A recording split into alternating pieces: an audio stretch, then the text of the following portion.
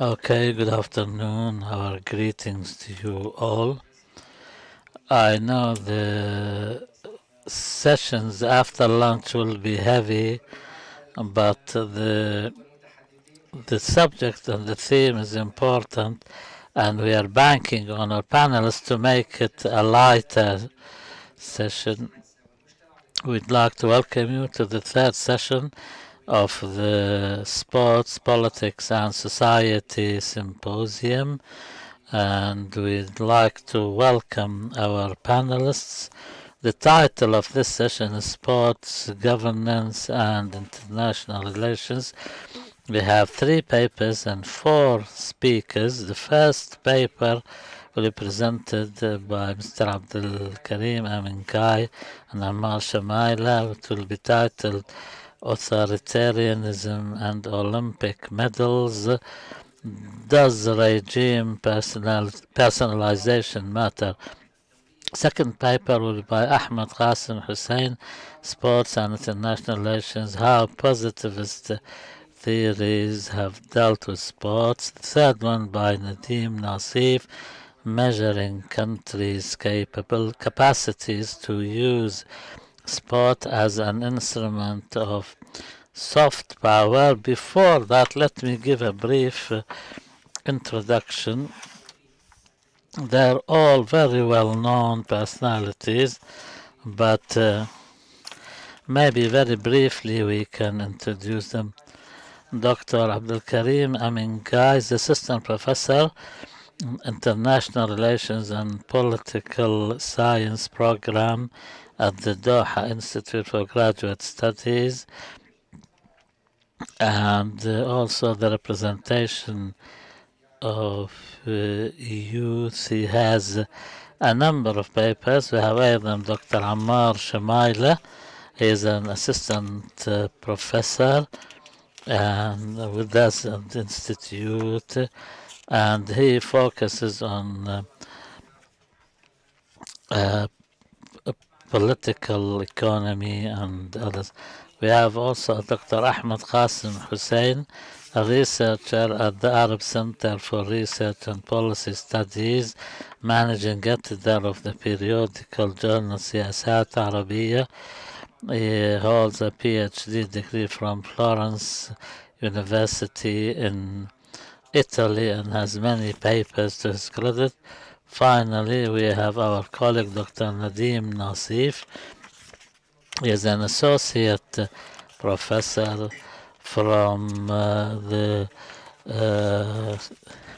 University of Said al-Ways in the Lebanon, and he has many publications to his name and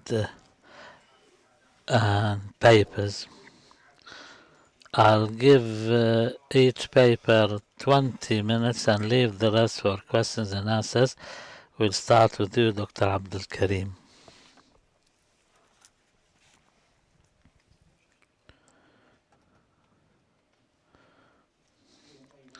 Good afternoon to you all. I would like first of all to thank Dr. Marwan for his kind introduction, and our thanks to the Siyasat Arabiya and Imran journals for organizing this important event. I worked on this paper jointly with my colleague Dr. Ammar, and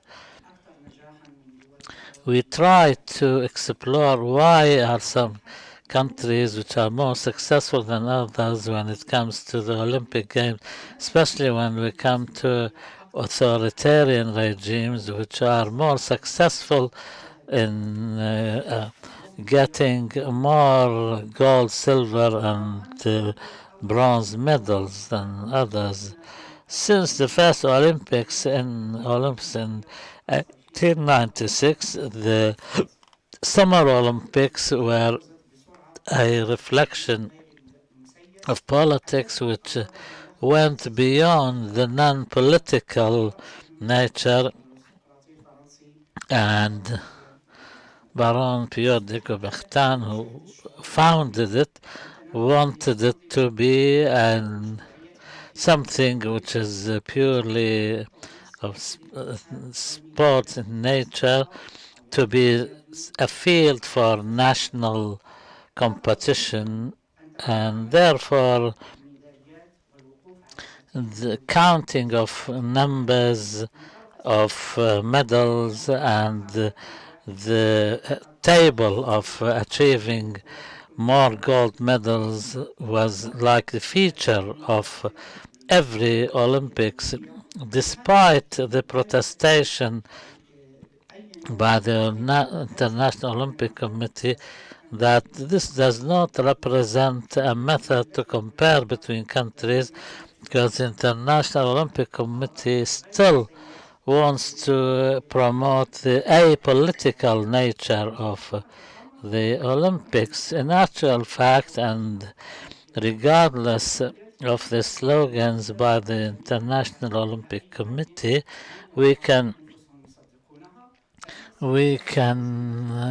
safely say that politics is present in every aspect of sports, especially in the Olympics. So therefore, it's no strange thing that sports in general and Olympics in particular has gained a lot of attention by researchers, especially the performance by authoritarian regimes, especially when they achieved high ratings in organizing and winning games and events. This started from the World Cup in 1934 in fascist Italy, and the 1996 Olympics in Berlin, and until the Olympics in 2008 in Beijing. So therefore, authoritarian regime in their different forms were pioneering in appreciating the political aspect of this, especially when it comes to organizing Olympics and the achievement of winning gold medals and raising the flag and playing the national anthem, which more often than not will indicate the ideological identity of the country. So therefore, the Olympics is the largest sporting event when it comes to the size, number of participation, and the media coverage, and therefore the former Soviet Union countries and former Eastern Germany were the best historical manifestation of authoritarian regime, which really paid a lot of attention. Gaining gold medals amounted to a national policy. One does not need to be an expert in this field to follow these events or a keen follower of Olympics to reach the conclusion that not all countries which were ruled by authoritarian regimes or are now in the last 125 years, which is the time span between the first and last Olympics in Tokyo last year, to reach the conclusion that not all these countries have met with the same success that the Soviet Union, the former Soviet Union, former East Germany have reached. This leads us to pose the following question, and that is, what can explain this discrepancy between the countries, the authoritarian countries, when it comes to winning Olympic medals? I will try and explain this through four main elements. First of all, how the Olympics have provided a golden opportunity for authoritarian regimes to achieve certain goals. Secondly, and how the personalization of any regime will be the main element in this, and then we present the methodology we employ to discuss this matter and reach our conclusions. When the Olympics took an international aspect after World War I, with the increase of the number of countries participating in its first round, there were only some European countries and North American countries, and when more countries took part, and amongst the chief manifestations of politicizing the Olympics, which is linked to international relations, was apparent when in post-World War II, France pushed towards not allowing German athletes to take part in the Antwerp Olympics. For this reason, the Olympics 1936, when Berlin was under Nazi rule, was the first organized manifestation of using the Olympics politically, first of all, to enhance the legitimacy of the regime internally and to prove the technological superiority or technical superiority abroad through the very highly sophisticated way of organizing the event and present the winnings of medals as a sign of superiority by the Aryan creed as a racial thing.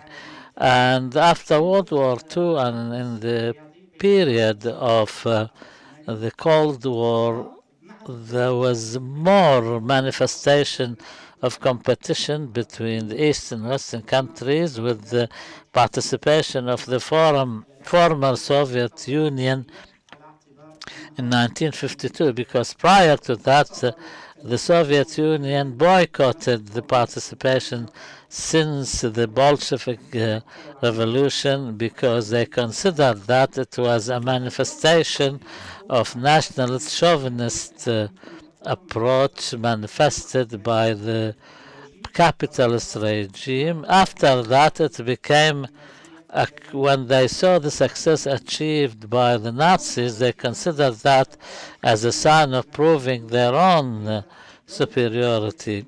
So therefore, the Democratic Republic of Germany, or East Germany, formerly, also tried to utilize this when a country with limited human resources managed to achieve a high number of medals between the period between 1952 and 88, when socialist countries got no less than half of the gold medals, Olympic medals.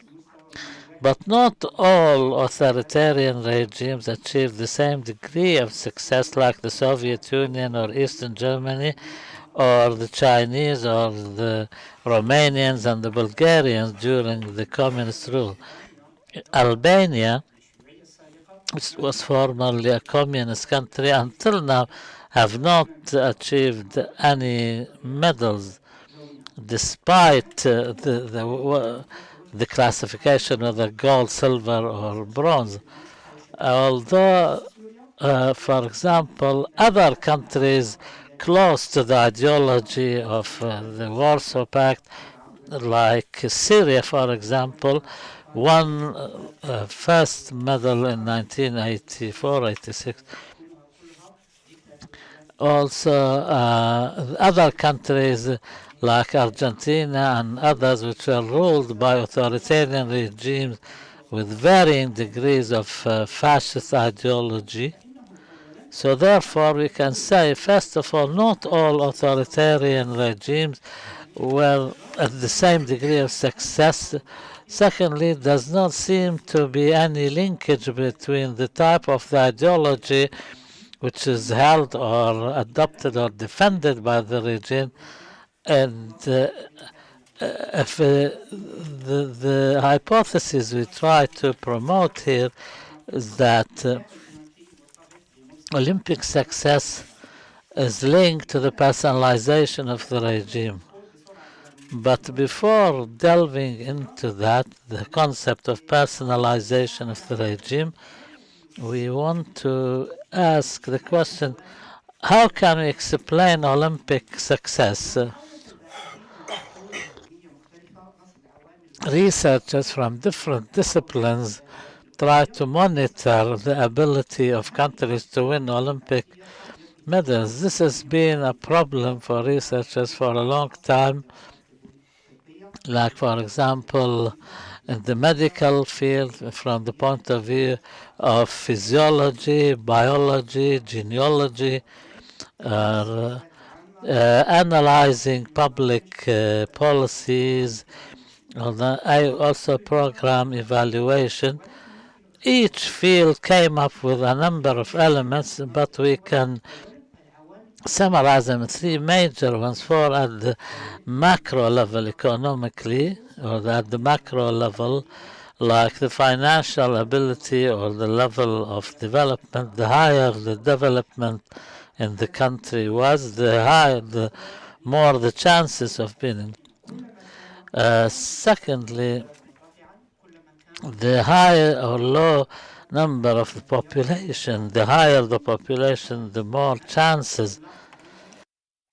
Although there are exceptions, a country, a giant country like India, compared to a small country with a population size of no more than 10 million, the comparison is to the advantage of Tunisia. Secondly, there is also the differences in the nature of the governance and the sporting policy. Now the quality of the governance is looked at as an important element. The third element is linked to the micro level, like the genetic makeup of individuals, countries, the level of training, etc. But all these elements lead us to pose the question about how can the personalization of the regime be linked to the outcome of sports.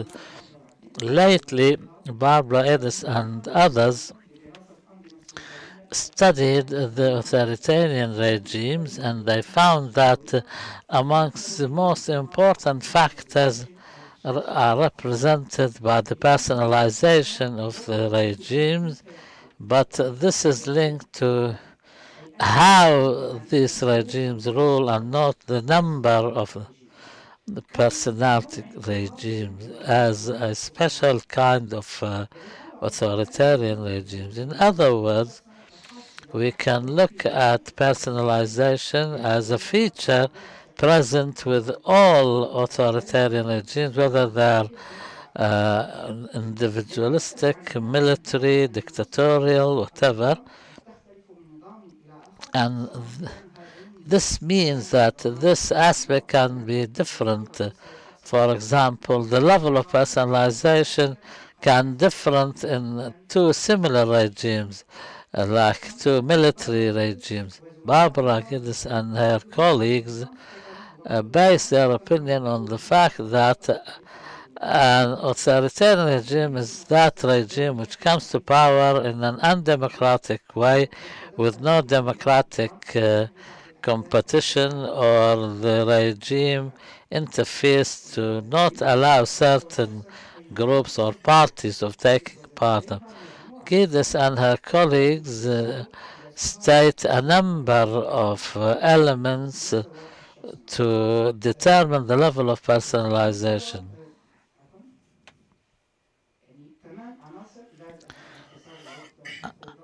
There are 8 elements, but I don't have time to go through them.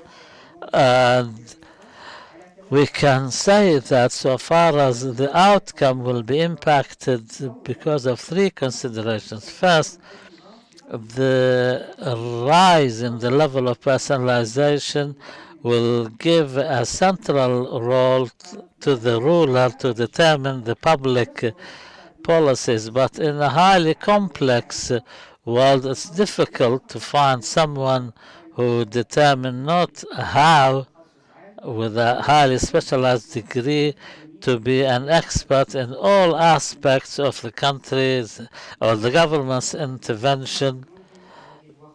For example, the so-called inspiring leader who knows everything about education, health, sports, and anything.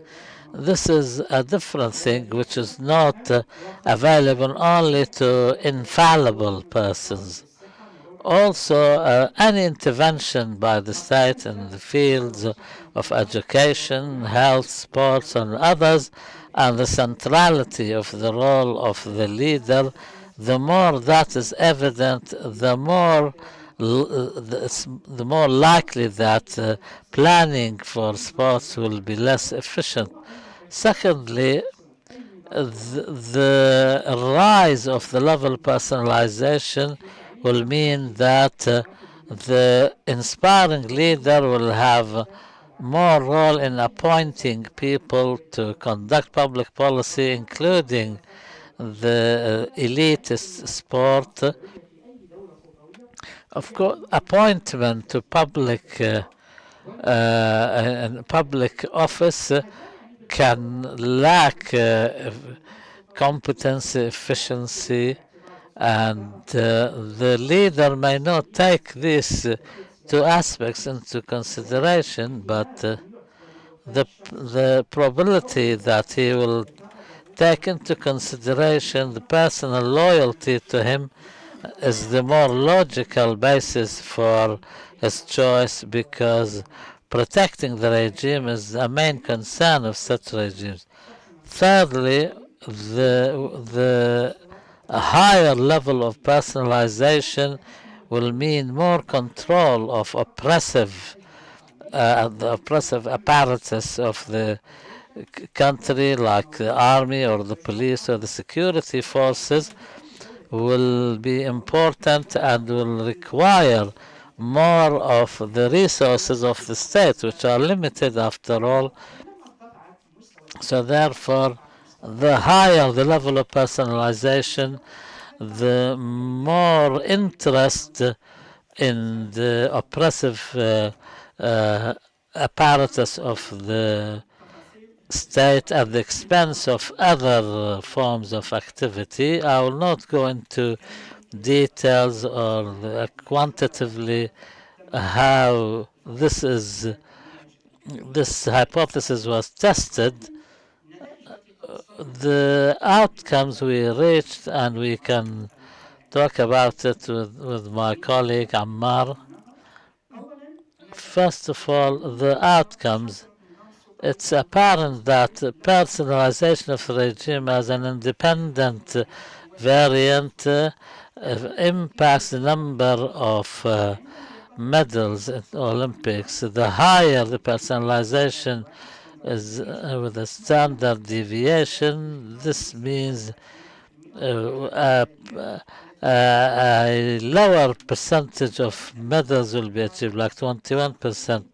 A small example, if we compare between two countries governed by a similar type of authoritarian regime, and they're similar in every other aspects, like the nature of the regime, the division and demographic division, and they only differ in the level of personalization of the regime. We will find that the country has a higher level of personalization, will get 21% less in the number of medals, provided that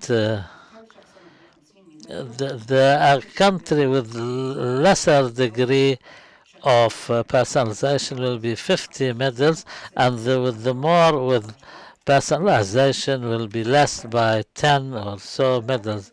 Finally, and the statistical analysis confirms that there is a negative impact on the number of medals achieved by countries, and our conclusions confirm that the differences in the features of the authoritarian regimes remain as one of the most important inputs analytically, and makes us understand why some authoritarian regimes are more successful than others, and understanding these differences should go beyond the traditional divisions of a party political system or a monarchy or a military dictatorship, and take into account the concept of personalization, which can differ even than the other countries with a similar designation. Thank you very much indeed, Dr. Abdelkarim, for this important paper. What he talked about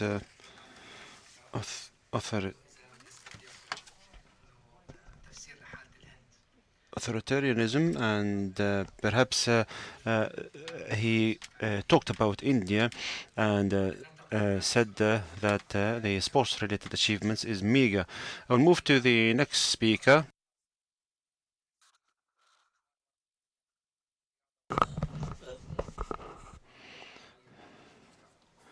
Please, sir, the floor is yours. 20 minutes. Microphone, please. Microphone.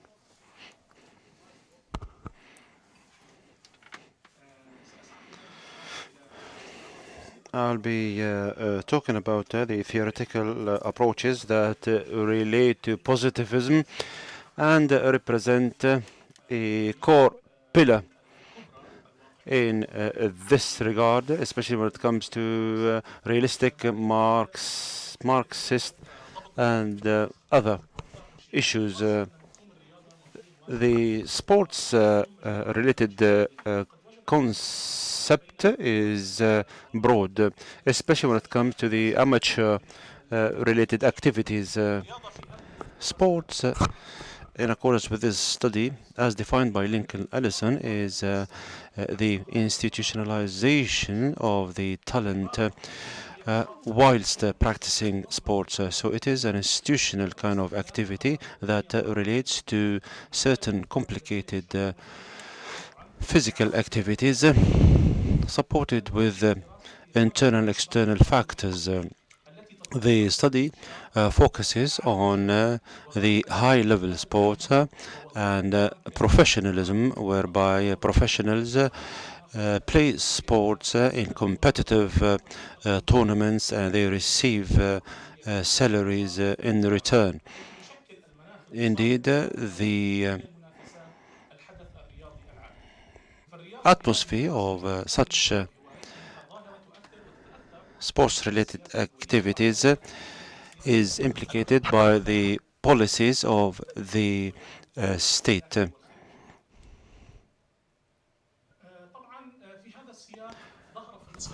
To this end, in the second half of the 20th century, a number of theories had surfaced whereby the international relations and the sports domain have been linked together. The scientific academic circuits played a role in focusing on this issue. The sports phenomenon did not represent an intellectual challenge, as it was on the margin as far as its impact on the international order is concerned. Also, there was no much studies in this domain apart from touching upon certain major tournaments. The literature has focused on utilizing sports as a tool of politics, of foreign policies, of small-sized and big-sized countries alike. The transformation took place in the 90s of the previous century. Studies were afoot.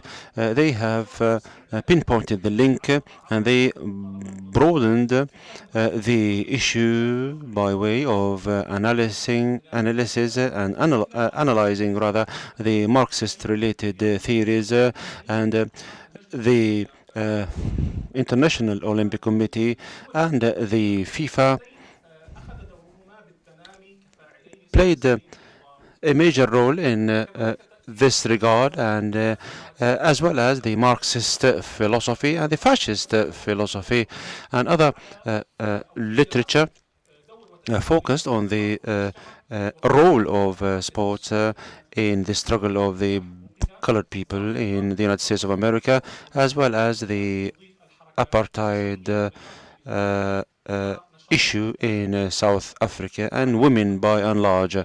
So literature has a consensus vis-à-vis the marginality of the sports. Sports are to do with entertainment rather than the impact on the international relations. But this has dissipated later when sport played a major role in the lives of millions of people, poor and rich alike, and thus it has an impact indeed on the international relations. I would like just to go into some details. I'll start with the realism, and I've focused on the Olympics because there are certain overlapping elements with the previous paper. I have focused on the Olympics indeed, and I agree with Abdelkarim. It is the most transparent assessment of the sport competition, despite the fact that gaining more medals did not have an impact on the international relationships in the past. Unlike the period between the two world wars, because major countries utilize sport indeed, especially in the Olympics. And I would like to give you an example. Germany has hosted the Olympics in 1936, and Germany has been diligent on achieving medals. 33 golden medals have been obtained by Germany. The USA has been ranked second with 34 medals. So the Nazis entrenched the Nazi ideology and exposed or shed light on the physical features of the Germans, saying that they are more powerful and they're supreme to other nations and other races. With the end of the Second World War, as you know, two major superpowers surfaced, the USSR and the USA, during the Cold War, and the Cold War has been reflected in the competition between the two. There was indeed a cold sports war. In 1952 in Helsinki, the showdown had started between the two poles, and during the Olympics, the USSR used to be ranked first and the USA second, and vice versa. In accordance with this table, when the USA has boycotted one of the Olympics in 1980, and a number of countries also, a number of European countries had boycotted the Olympics because of the invasion of the USSR of Afghanistan. The USSR in Los Angeles in 1984 reciprocated and boycotted that Olympics. So the Cold War has portrayed the contours of the international relationships between the two poles. Sports has been utilized as a means to flex the muscles and reflect the power. In the 70s of the previous century, the United States of America has attempted to contain the USSR, and it has utilized the ping-pong diplomacy. The USA indeed played against China, and this sports event had paved the way for Nixon to visit China in order to contain the USSR. During the Cold War, the Sports-related achievements were nothing to do with the competition between the two poles per se. However, there were different blocks leaning towards this pole or the other. Yugoslavia had problems with the USSR because of a football match. Yugoslavia has won in the second game when it was rescheduled, but the USSR did not mention that it had lost, and indeed this was a secret. It was divulged only following the death of Stalin in 1953. In Melbourne in 1956, during the Olympics, that round of the Olympics was about to be cancelled because of the Hungarian Revolution and the invasion of the USSR of Hungary, as well as the Swiss war. Or the Hungarian team met the USSR in the semi-final, and indeed the match has been loaded with tension, and it was called the match between water and blood. And we can see that the superpowers during the Cold War had influence on their satellites, and they have resorted to boycotting some of the sports events from time to time. The transformation of the international order, the fall of the Berlin Wall, and the dissolution of the USSR led us to a different chapter in this regard, because it has represented an indication of the fall of some poles. We have witnessed the emergence of China, because China wanted to have more medals because it competed with the USA following the dissolution of the USSR.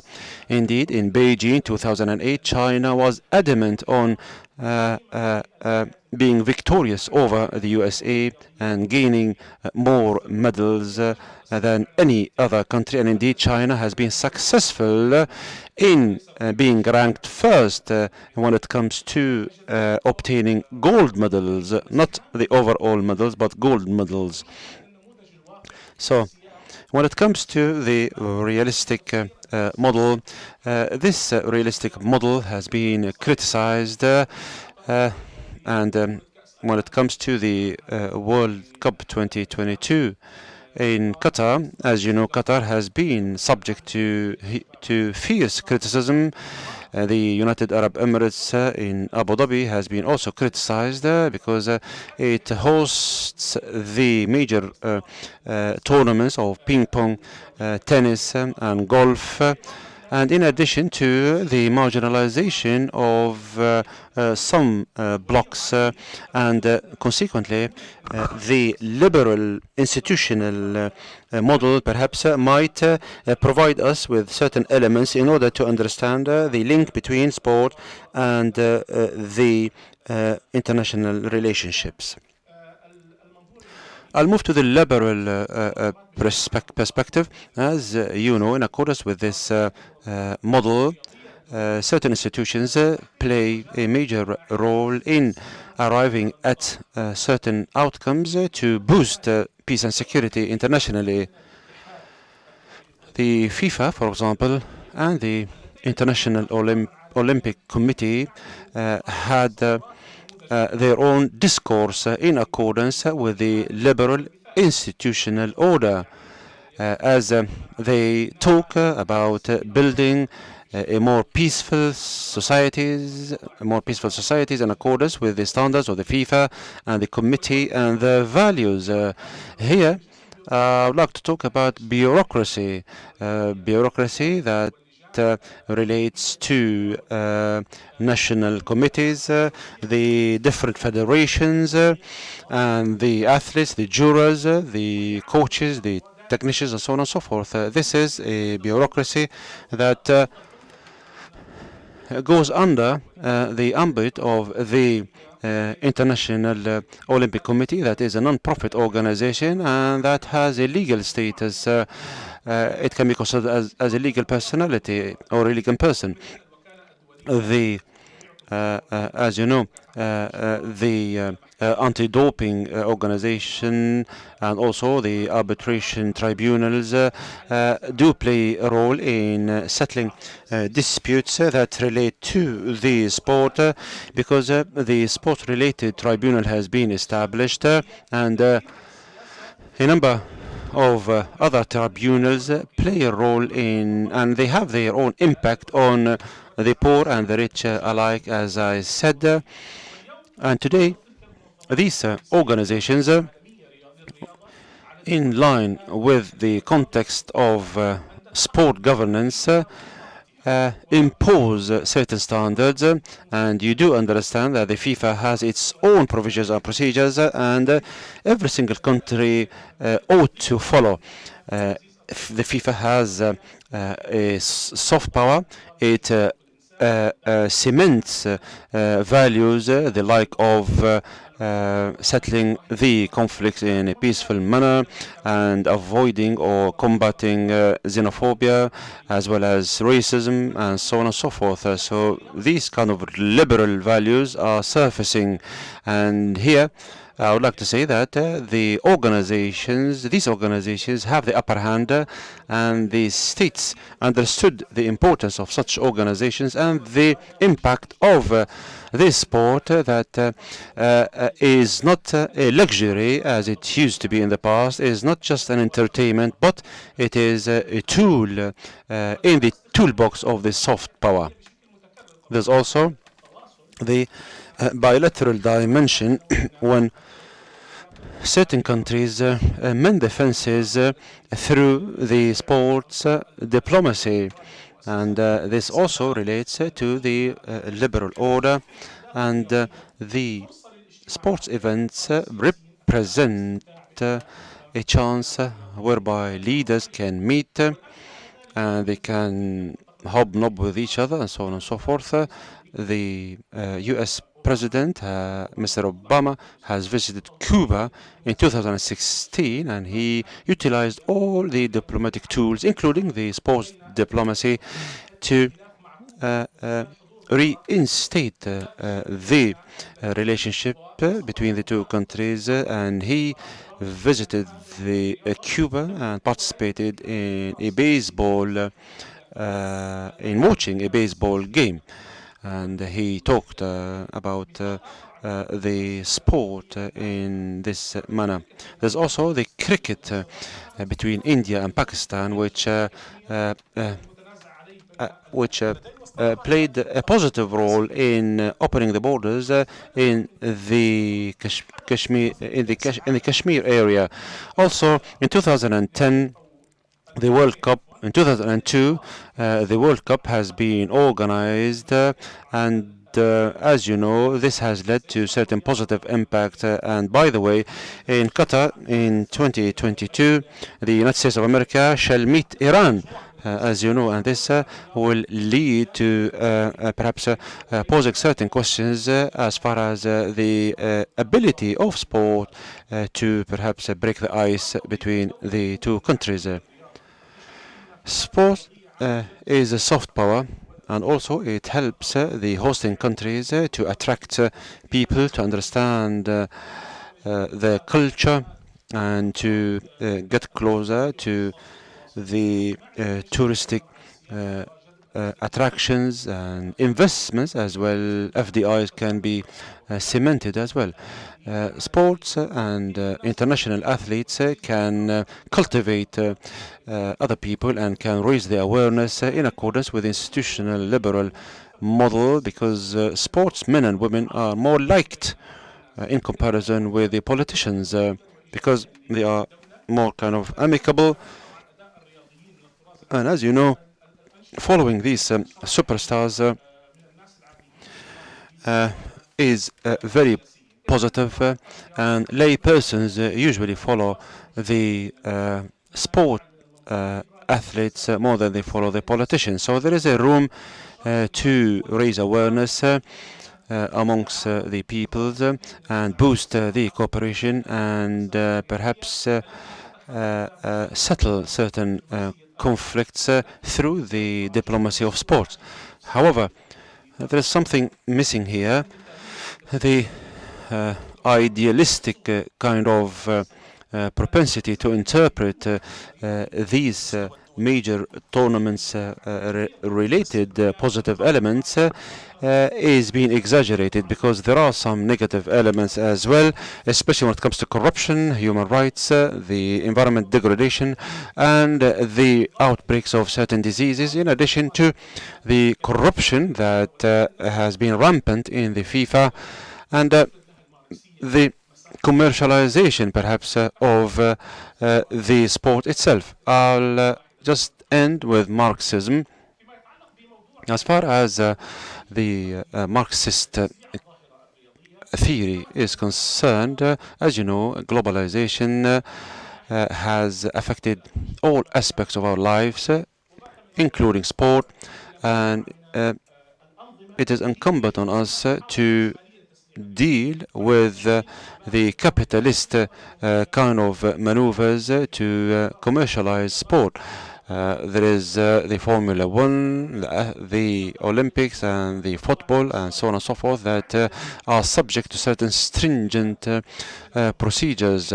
This is applied also to manufacturing certain commodities that are manufactured in what we call sweatshops in third world countries with cheap prices. And in addition to that, the B-Sky and the Canal Plus and other outlets are investing in the clubs of football in order to have more share of those clubs so that they can market or sponsor these very clubs that they invest in.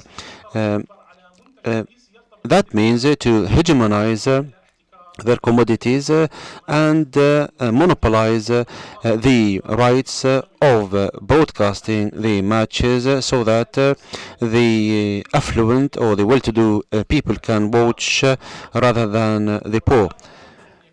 Sport, as a matter of fact, plays a major role in the economy as well, because the superpowers who have solid economies play a major role in hegemonizing sports. The G7, for example, have the lion's share of the sports-related sponsorship, and this is applied also to obtaining or winning the gold medals during the Olympics, because these countries have won 40% of the gold medals.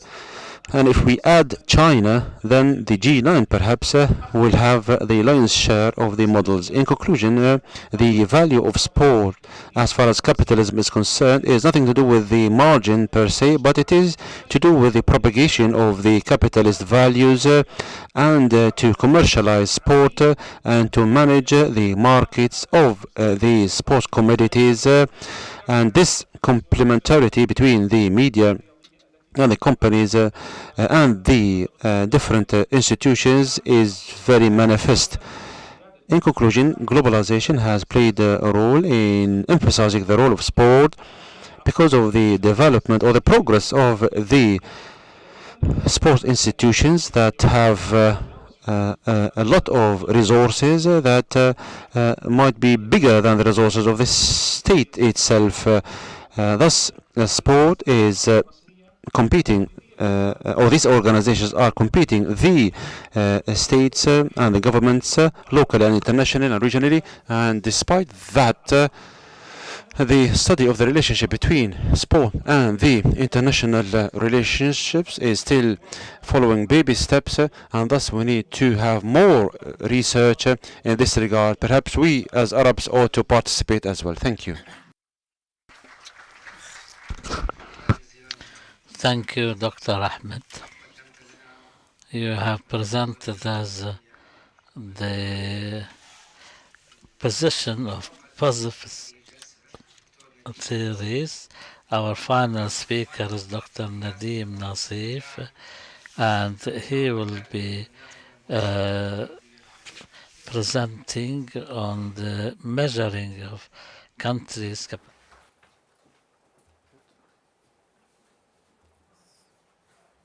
I put it in different way? اوكي مرحبا للجميع.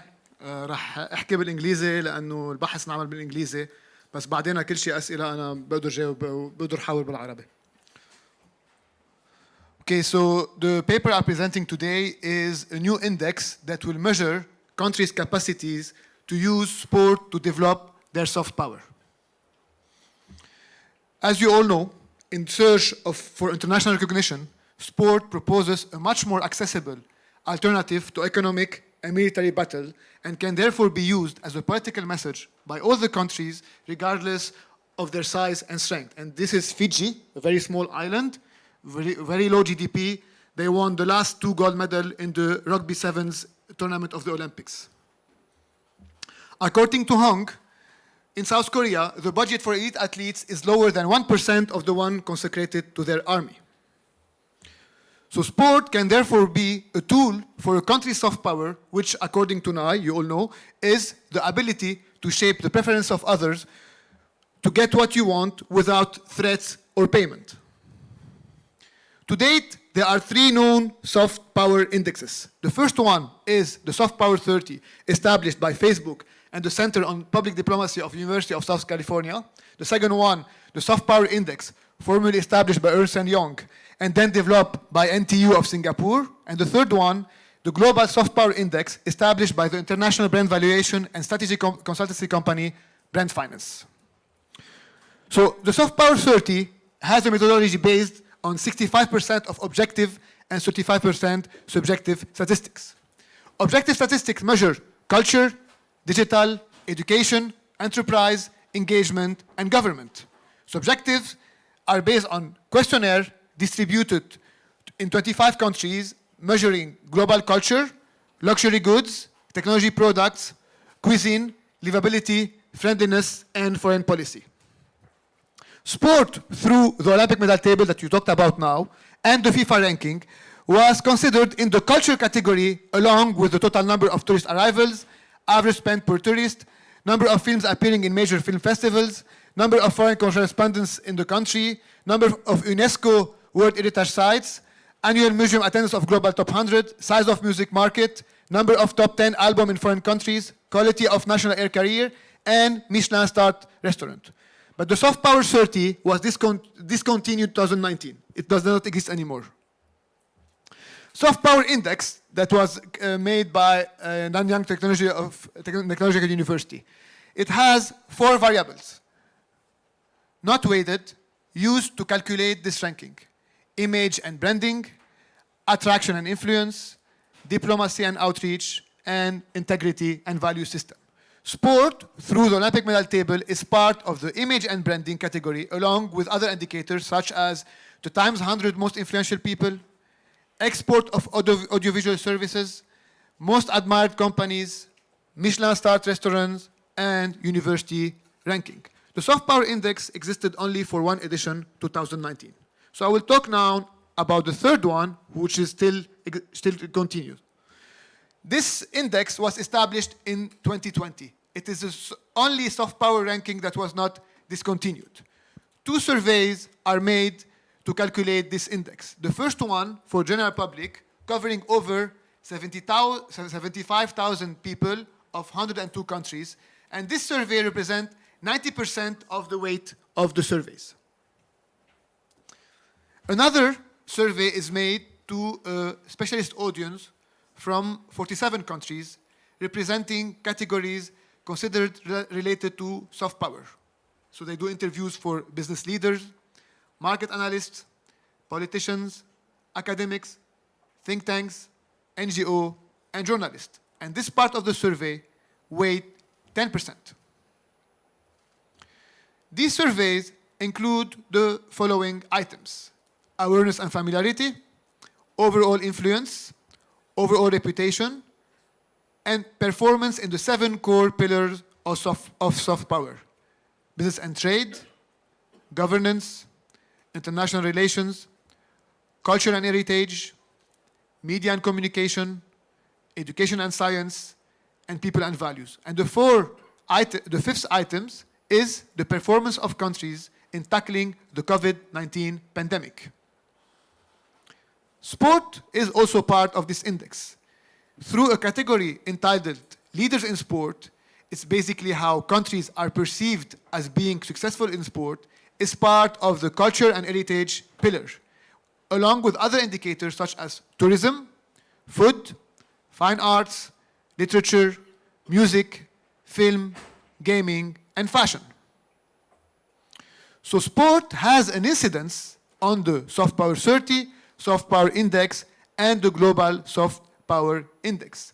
But in the 3 ranking, it is not weighted inside the categories where it belongs. And this is a problem, because we all know now that the economic and political size of sport became too large to be in a subcategory without any specific weighting. If we take the Global Soft Power Index, where 90% of the weighting of the survey is made for 75,000 people of 102 countries, this is a very small sample, because if we take only the 2020 Olympics, it was watched by more than 3 billion people from 206 countries. And if we take the last World Cup, 2018, it was watched by 3.5 billion people from 200 countries. So the sample used by Global Soft Power Index is very small to really measure the impact that sport has on people. So these soft power rankings were not able to measure yet accurately the impact that sport has on a country's soft power, and therefore cannot be referred to as solid indexes measuring countries' power in sport. And this is where we intervene. The aim of this paper is to identify the variable that will lay the foundation of an index that will measure accurately the capacity of a country to use sport as an instrument of soft power. We will create this index. This index will be entitled the World Sport Power Index. It's an ongoing research, and it's based on a pointing system made of 3 variables, each leveled at a maximum of 100. The 3 variables are the following: 1, the performance of national teams; 2, the global media popularity of countries' professional sport leagues; and 3, the hosting of major sport events. For the performance of national team, we will take the world ranking of countries in elite sport. It's a research-based ranking, and we will use it instead of the Olympic medal table, and we will explain why. This ranking started in 2014. It has adopted a methodology aiming at ranking the 206 countries that having National Olympic Committee in all the sport recognized by GAISF. GAISF is the Global Association of International Sports Federation. It's basically the organization that gives recognition to all the existing sport. So we don't measure only the Olympic sport. We take all the existing sport and we put a pointing system so all the countries are ranked there. This methodology relies on the calculation of 2 coefficients that weigh the different sport: popularity and universality. Popularity indicates the international media rating for each sport. It shows to which extent a sport is covered, and therefore attract private and public funding and raises competition level by engaging the most talented athletes. So the more a sport is popular, the more it brings funding, the more athletes participate, and the higher will be the level of competition. Universality takes into account the number of countries participating in a given sport. The more there are countries participating, the more difficult it is to win. A sport like luge, a winter sport, you have only 50 countries. Football, you have 210 countries. So it's much more difficult to win in football than to win in luge. That's why the medal table is not very accurate. We need to consider the popularity of each sport. So this is where we give a bigger weight for sport like football and basketball than for sport like luge and curling. And for the competition chosen, this ranking uses the official ranking made by the International Federation of each sport. When there is no ranking available, some sports do not have a ranking, we take the last Olympics and or World Championship to date. Some sports are not in the Olympics, we take just the last World Championship if they don't have an official ranking. So what are the changes of this method? 206 countries are ranked instead of the 94 that were only ranked by the combined 2020-2022 Olympic medal table. So if we take the last two Winter and Summer Olympics and we take all the countries that won medal, only 94 countries won medal. How do we rank the others? This methodology was able to rank all the countries that take part in sport, 206 countries that have national Olympic committees. We are able to evaluate these countries' performance in more than 100 sports. We took 115 sports in 2021, rather than one evaluation done every 4 years in just 40 Olympic sports. And we really take all the sport, cricket, Formula One, they are not in the Olympics, but we are able to rank countries in this sport. Paralympics, we created a special category, parasport, and it's part of this ranking now. E-sport as well, it's not in the Olympics, but it's very popular and universal around the world. So we take the performance of countries there. An accounting of countries' performance in all the major international sport competition. If Brazil win the World Cup now, they will not get a medal in the Olympics. But the Football World Cup is maybe the most popular and universal event on earth, so it's much more important than winning a medal. So this ranking we were able to account the performance of countries in the World Cup, in the Tennis Grand Slam, and the Rugby World Cup, for example, just to cite a few. A more accurate measurement of countries' performance. I have a colleague from Egypt who used to tell me, Ethiopia is not better than us in sport. We beat them in every sport except in long distance running. And in the Olympic medal table, Ethiopia is ranked better than Egypt. But in this ranking, we can see how Egypt is way better ranked than Ethiopia. So this ranking rewards countries that succeed in highly popular and universal sport that do not offer a lot of medals, but are sport with a high societal impact. It's not the value of the medal, it's how much it has impact on society. So this is where we're able to grasp this component. And we scaled appropriately those that win several medals in minor sport that have a multitude of events. Like Norway and Hungary, they win a lot of medals in biathlon, but very few countries play biathlon. So it's not really, the value of the medal in biathlon is not like the winning the World Cup in football, like Argentina, for example.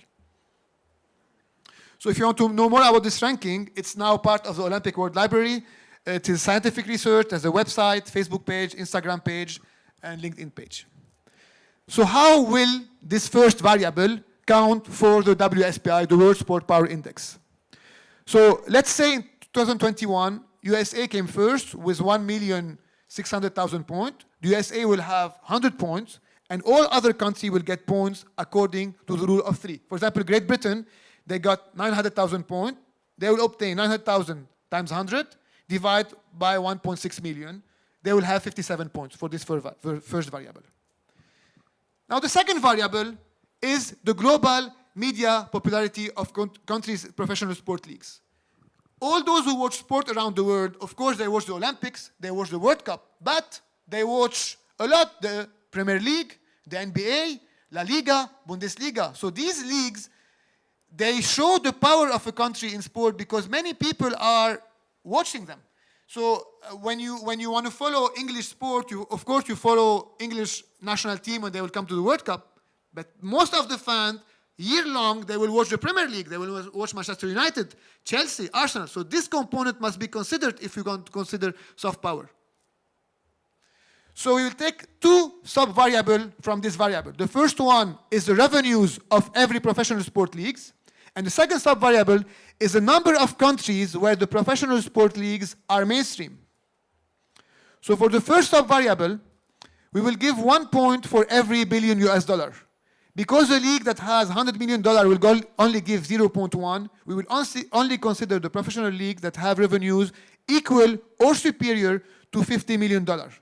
The points will be leveled to 100 and the rule of three will be applied. For example, the NFL, wealthiest league in the world, that they have revenue of $14 billion, they will get 100 points. Bundesliga, with $3.4 billion, we will do this calculate. 3.4 times 100, divide by 14, they will get 24 points. For the second sub-variable, we will take the number of countries where the professional sport leagues are mainstream. We will go through the top sport website of each country.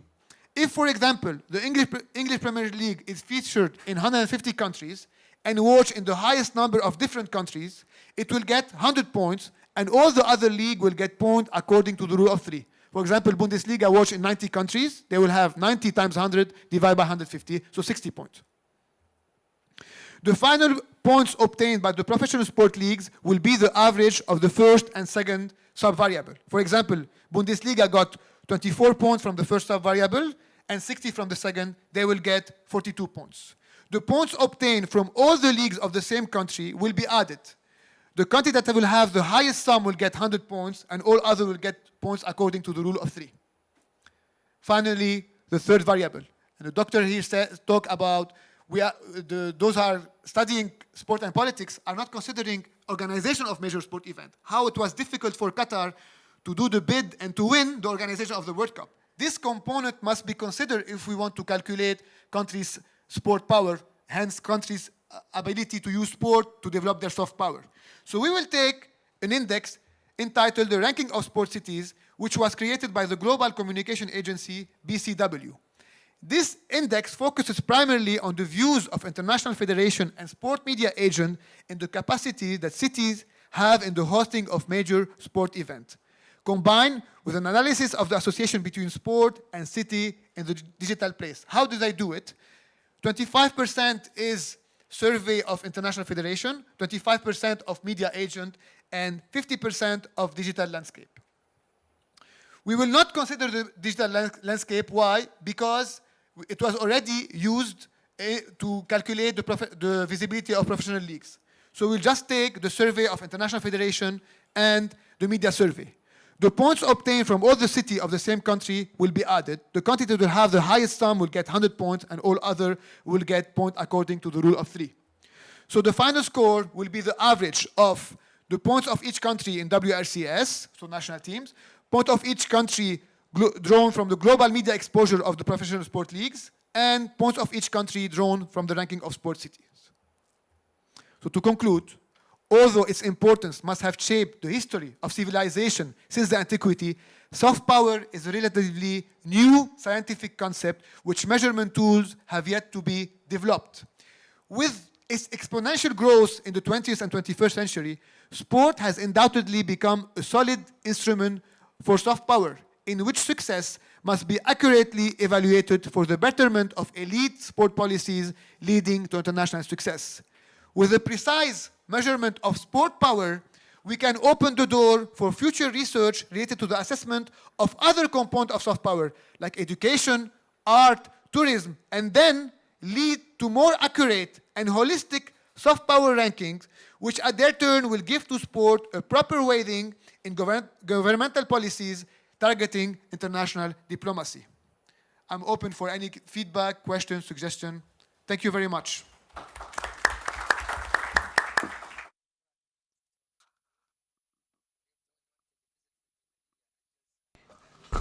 Thank you, Doctor, for abiding by the time. Perhaps we should grant you a medal.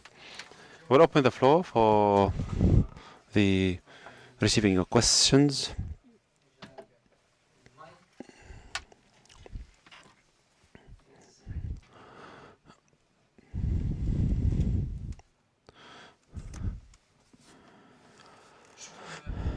Thank you, panelists. My question perhaps is addressed to Dr. Abdelkarim, Dr. Ammar. We need to take into consideration the difference between practicing sports under authoritarianism and under democracy. The sport institutions that have been touched upon by Dr. Nadim and Dr. Ahmed, when it comes to the sports system, it is indeed an authoritarian system, especially when it comes to the high-profile sport, the elite sport, because there are investments and the investments ought to yield margins and medals and so on and so forth. So, authoritarianism is within the sports systems themselves, regardless of the authoritarian or the democratic regimes. There's also another issue that relates to the knowledge transfer between the so-called socialist countries into the Western countries, and this has led to the standardization of the knowledge. A number of coaches moved from the East to West, and the West welcomed them with open arms. Thank you.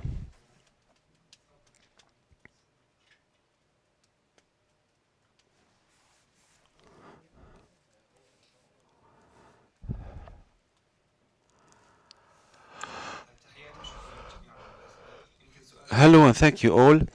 I'd like to ask Dr. Ahmed, could you introduce yourself? My name is Harith. I'm a student at the Doha Institute. You have talked about the institutions and the organizations and how they have the upper hand nowadays when it comes to sport. And you said that sport can be used to settle conflicts, also to combat corruption and so on and so forth. But my question, within the Arabic context, I would like to ask, what is the role of such institutions to revoke the nationalities of certain citizens? In Jordan, for example, there was a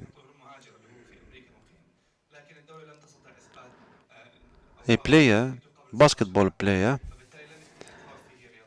who was not recognized as an international player, albeit he's been living in the US for 16 years, and so on and so forth. So I'd like to ask about these kind of policies that relate to the naturalization efforts and the citizenship and so on. Thank you. My question is addressed to Dr. Abdelkarim, Dr. Ammar.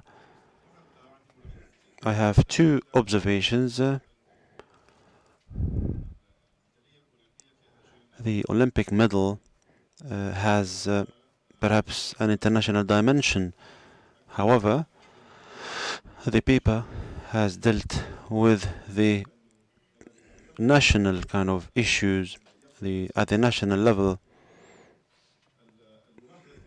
and the internal dynamics.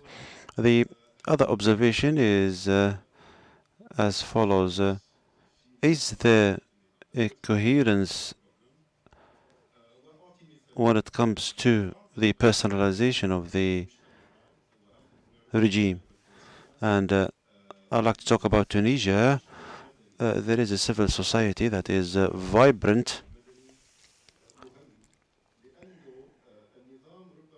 and this is very important because the regime usually fears that the civil society might absorb the wrath of the people, and thus the regime emphasizes sports so that the people can be entertained by it.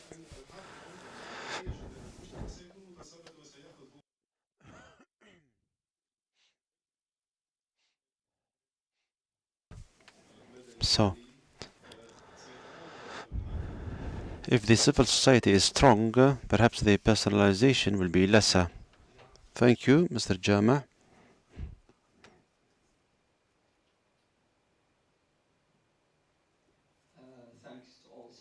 شكرا جزيلا لك. My question is related to Dr. Abdelkarim and Dr. Ammar.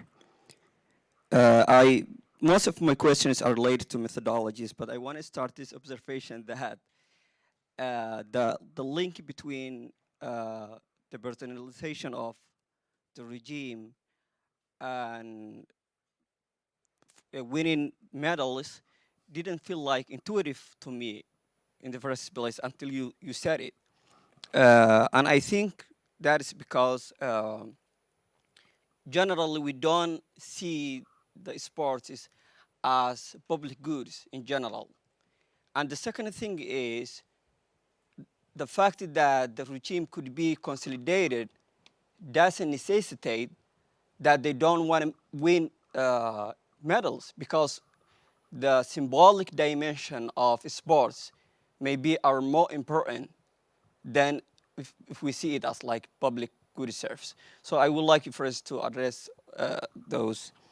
My first question is, if you consider if there's any link between the type of sports that the medal that country won the medal for and the popularity of that sport in that country, it is existence and origin in the local space of that country, if there's any relation between those two.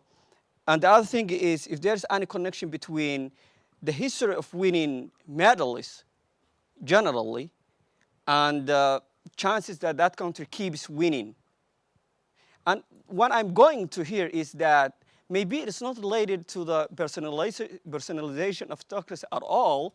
It is related to the development of some institutions that may be not related at all to politics. For example, we can see the commercialization of, for example, dealing with sports as commercial asset.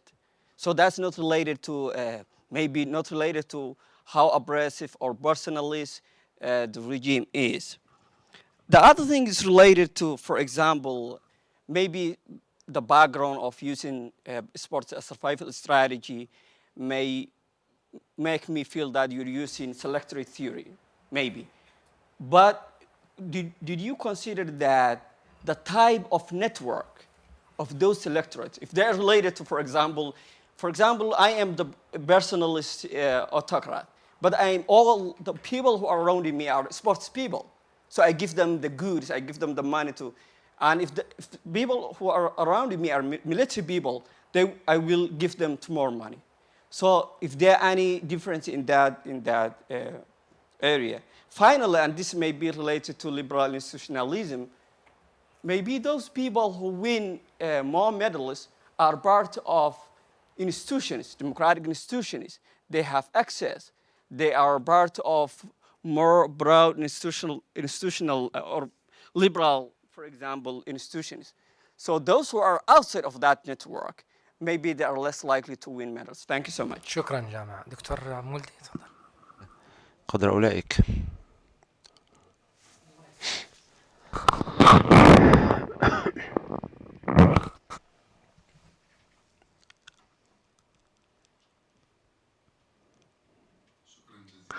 Thank you very much. I have made use of all the papers and they were indeed very beneficial and they open my horizon. However, I would like to react to the paper of Abdelkarim and Ammar.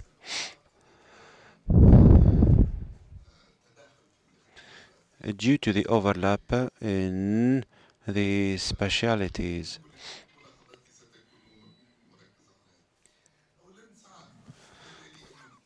It seems that what you have arrived at is that there is a relationship, a correlation between the authoritarian personalized systems or regimes and the weakness of sports performance. Is this true?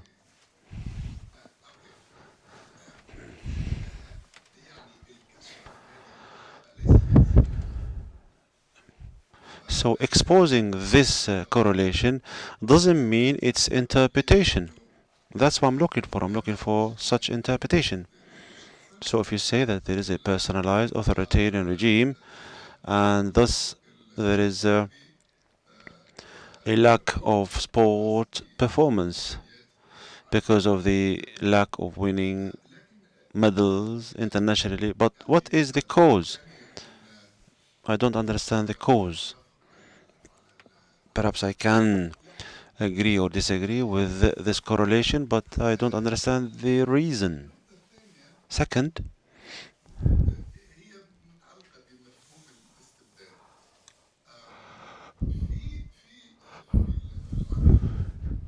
this point relates to the definition of despotism. Some people say that socialist countries are despotic, authoritarian, but this is an ideological kind of stance. You, as a liberal, would think that the socialists are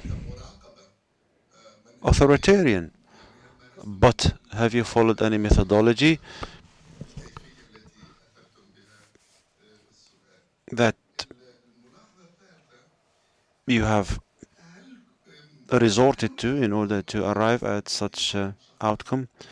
And are there any authoritarian regimes that are not personalized, or is there a link, an intrinsic link between despotism, tyranny, and personalization of the regimes?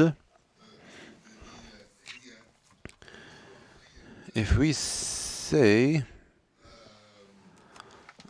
that every tyranny is personalized, then perhaps the more pertinent question is to do with the pillars upon which such tyranny is based.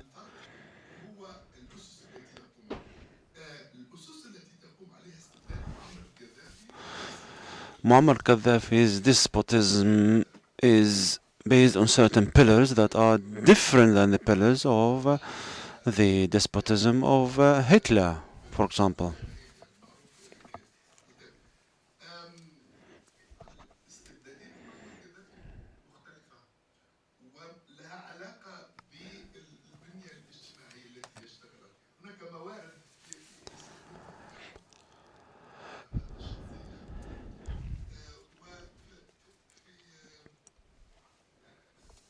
Yes, I'll stop here. Thank you. Last question.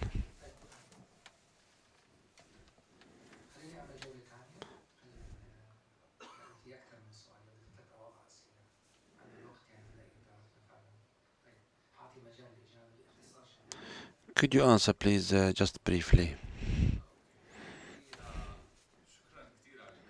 Thank you for posing these questions. I hope that I would answer you briefly.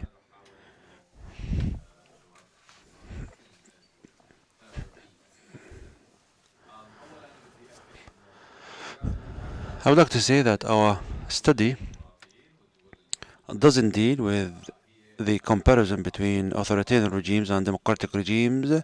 It is to do with the comparison between the authoritarian regimes themselves.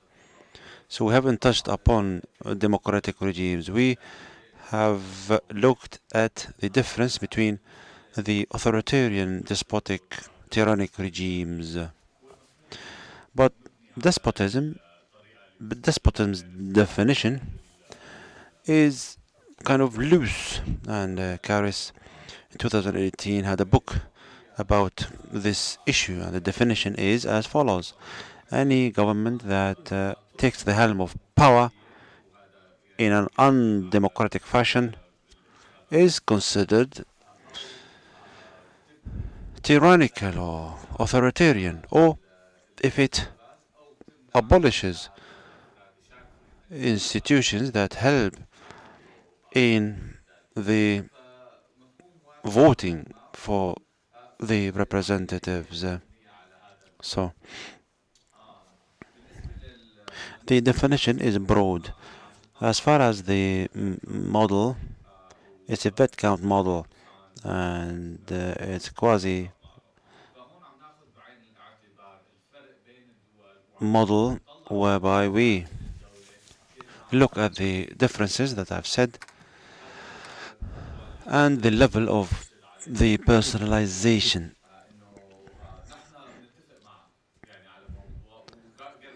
Yes, we agree with you, and Garis agrees with you on the issue of the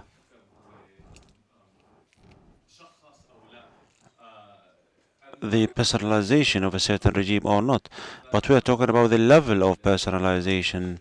So, and the index that we use is the index that is based on this idea between 0 and 1, there are certain nuances that relate to the level of the personalization, and to what extent a ruler can affect meritocracy or affect which one can work where, and if he surrounds himself with military personalities and security and so on and so forth.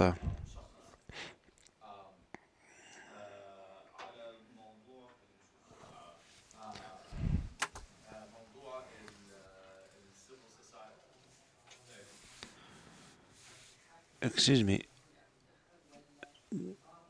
are you talking about the ruler or the ruling system? No, I'm talking about the ruler, yes. The state might be despotic, but there's an elite power sharing. Here we're talking about the ruler himself.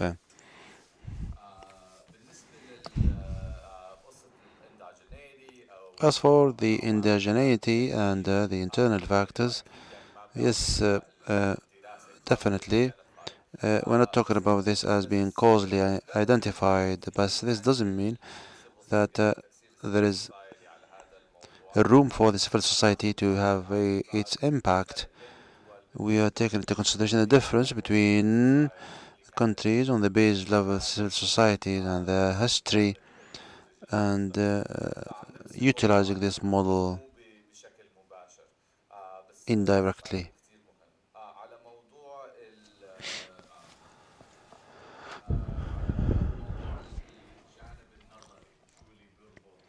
As for the theoretical aspect and the link between the personalization and sport, here, frankly speaking, I don't understand sport that much, so perhaps I will move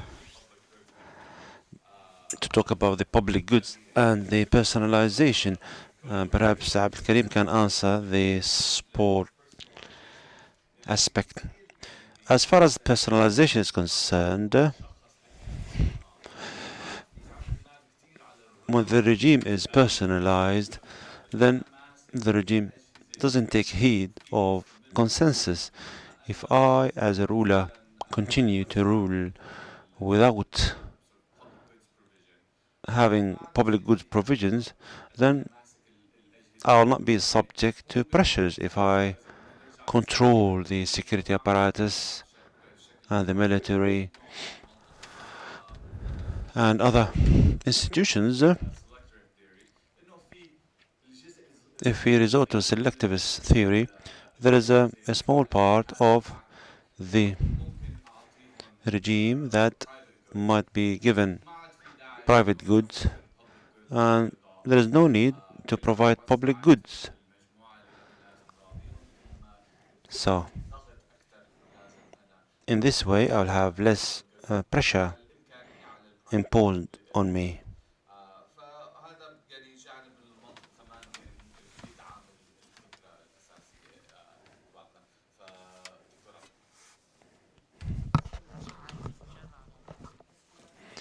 Answering some questions when it comes to knowledge transfer, I agree with you totally, because the elitist sport was developed in Eastern Germany,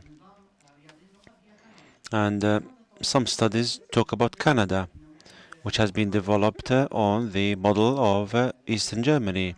So having sports for the elite to compete internationally is a model that has been developed in East Germany, and the liberal Western countries took it. As far as the indigeneity is concerned, there is more problematic indigeneity, the reverse naturalization in the Arab Maghreb. We have distinguished athletes who have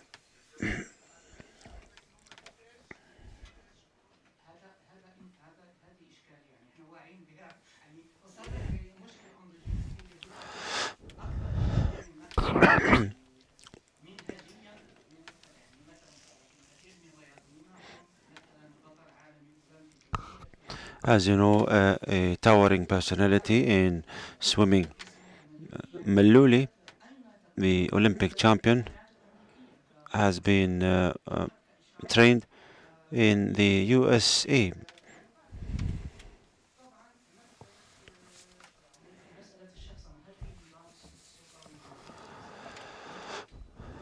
As regards the personalization, here we talk about the different degrees. The Greece, for example, had a military junta in Turkey as well, and in Argentina, in Brazil.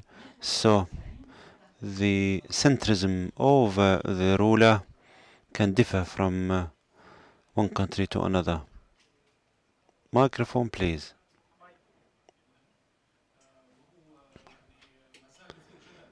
Yes, it is an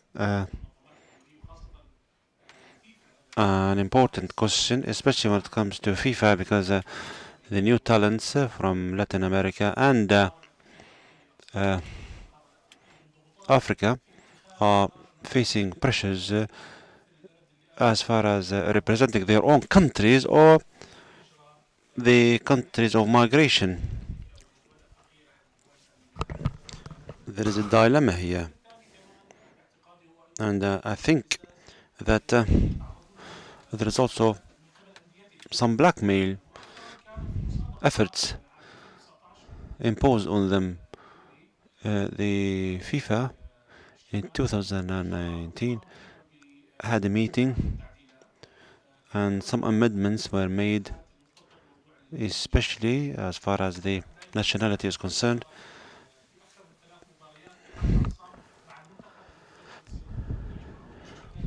The player ought not to play more than 3 games with his national team before becoming 21 years of age, 21 year of age, and not to participate in major tournaments, especially those who have dual citizenship. The international organizations, I don't say that these sport tournaments themselves facilitate settling certain conflicts, but the continuation of such competitions might play a role in the diplomacy of sports to perhaps help in arriving at settlements of certain conflicts. The positive, the realist, Marxist and liberal hypothesis talk about the lack of centrality in the international order. However, I think the organizations had a different say.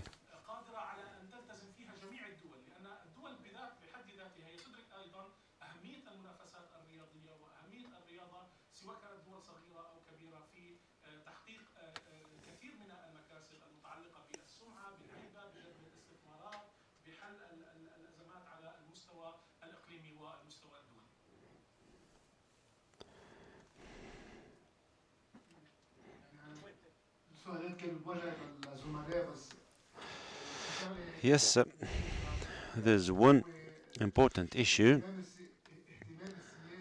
that relates to the interest of the politicians for the sake of the success of certain countries. The difference is technical rather than political. Some political authoritarian regimes are not interested in sports, and some are. So here lies the difference. عندها انترست على شيء ثاني ما عم بيبين بالرياضه بس لو يمكن بتوجه هذا الاهتمام للرياضه يمكن بنشوف ذات النتائج هي بترجع على الاهتمام السياسي والثقافي تبع البلد هو اللي بيجيب برأيي نتيجه رياضيه. I would like to. Yes, we have delved into the session late, and I hope that you will you will pose the questions on this next session. The time is up. I would like to thank all the panelists and thank you all.